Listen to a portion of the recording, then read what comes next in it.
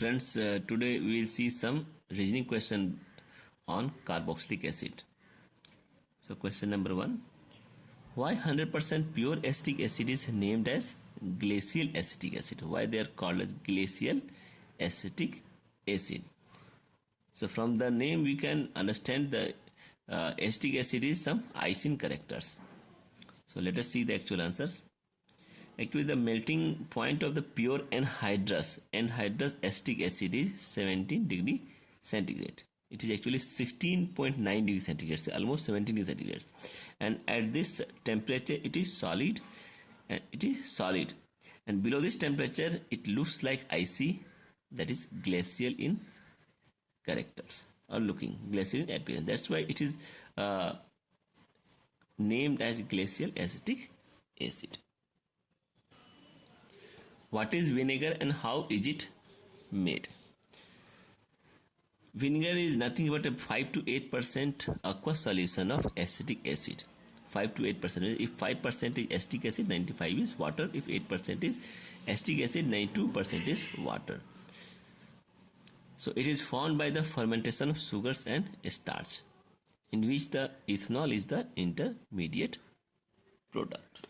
So ethanol is the intermediate product.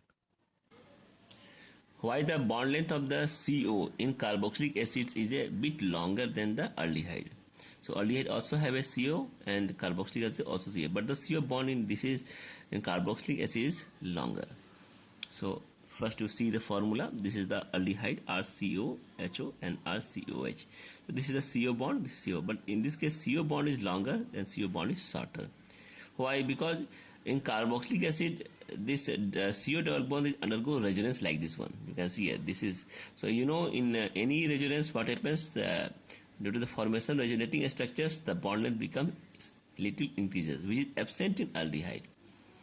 So due to contribution in resonance in single bond character in CO, in carboxylic acid, this is somewhat longer in case of carboxylic acid, and which is absent in aldehyde. That's why CO bond is longer due to the contribution of resonance in carboxylic acid. Why the CO in carboxylic acid is less reactive towards the nucleophiles than in aldehydes and ketones? So now this is less reactive. So why this is less reactive? So in carboxylic acid there is a less positive charge on the carbon part of the CO bond. So in this case carboxylic acid, this is less positive charge. Why? Because due to resonance. So thus carbon is less electrophilic. If this is less electropositive charge, so this will be less electrophilic in comparison to aldehyde ketones, where there is a less reactive character towards the nucleophile. So in aldehyde ketones there is a less resonance, no resonance is there. So carbon is more electrophilic. So nucleophile can easily attack on the electrophilic carbons in aldehyde, where nucleophile can less reactive towards the electrophilic carbon in carboxylic acid. So this is the basic difference between the less reactivity of carboxylic acid towards the nucleophile than in aldehyde and ketones. Now, why carboxylic acids with 5 or fewer carbon atoms are water soluble but higher ones is insoluble? So higher molecular weight of the carboxylic acids are insoluble than if it is 5 or less than 5 carbon atoms.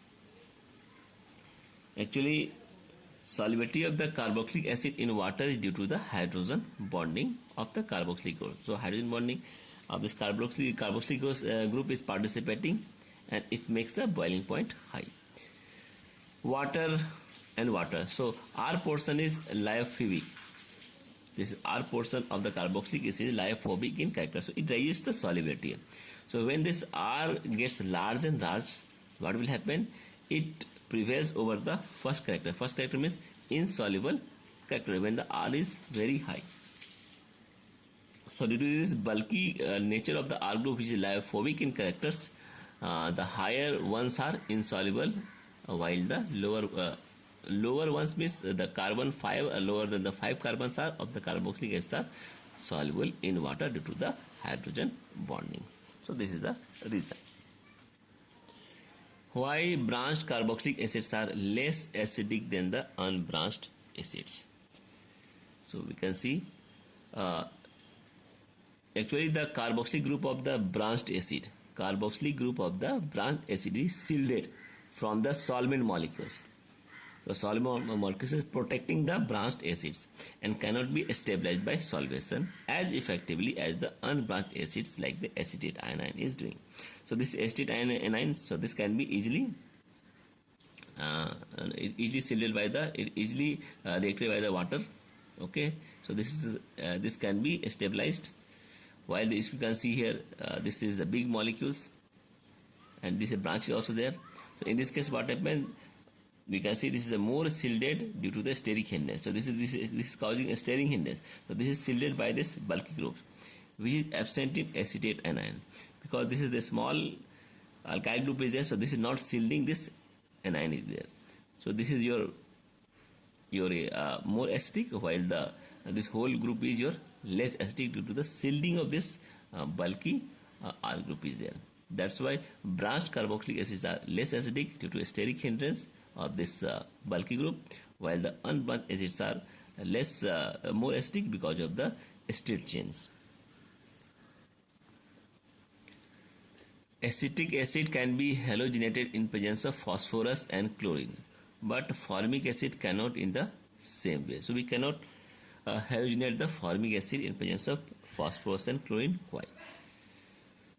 Actually, this is a HBJ reaction, Hell-Vollard-Jelsinki reactions. So this is a part of that reaction. So you have to understand this reaction.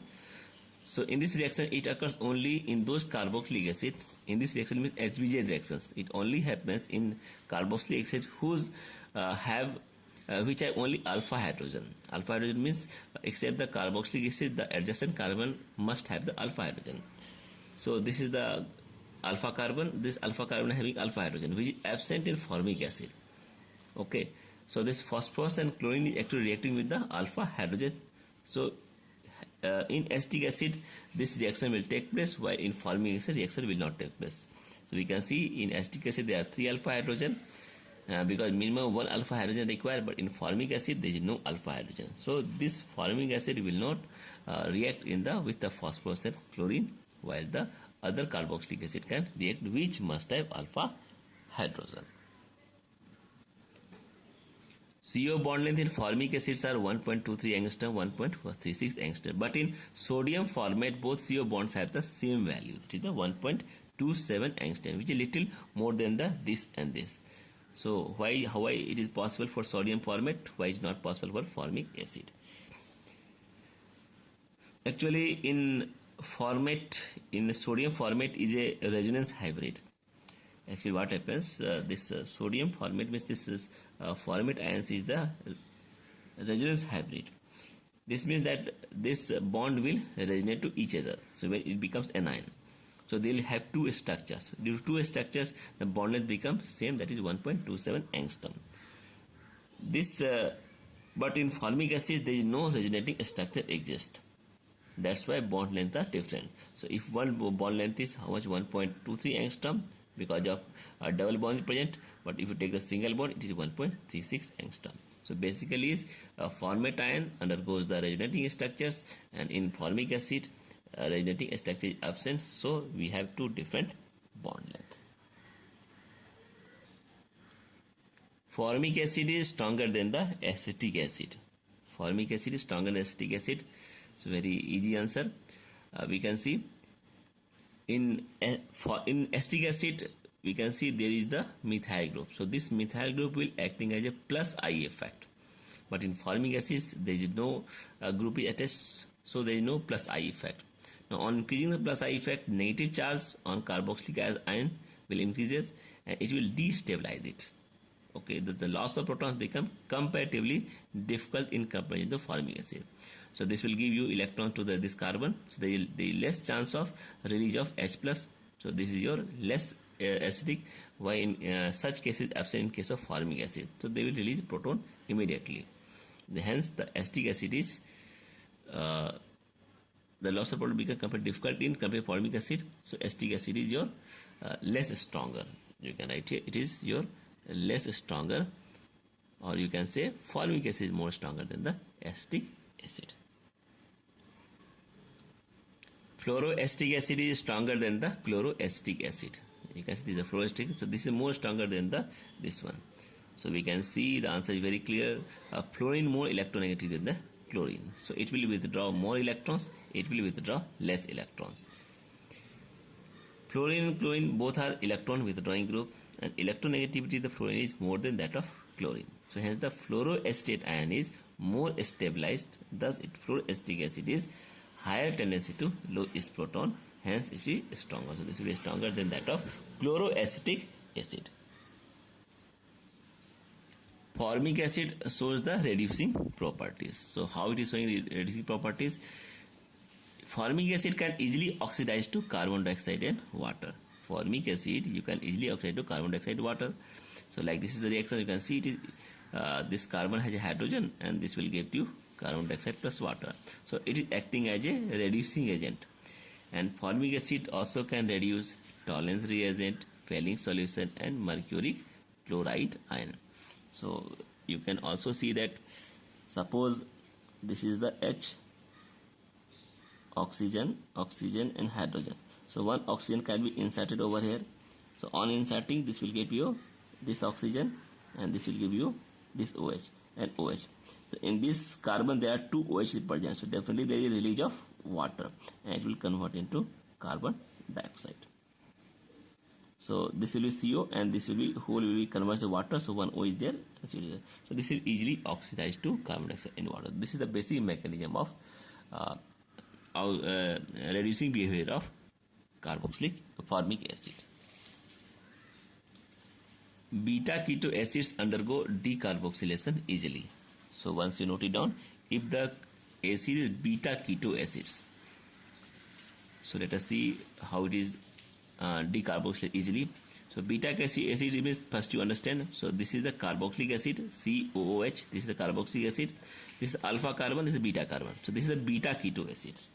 You can write this is the alpha carbon. This is the beta carbon. So this is the beta keto acids, and this undergo carboxylation easily. Why? Because beta keto acids are unstable acids. First you have to note it down this point. These acids are unstable and they readily undergo decarboxylation through cyclic transition state.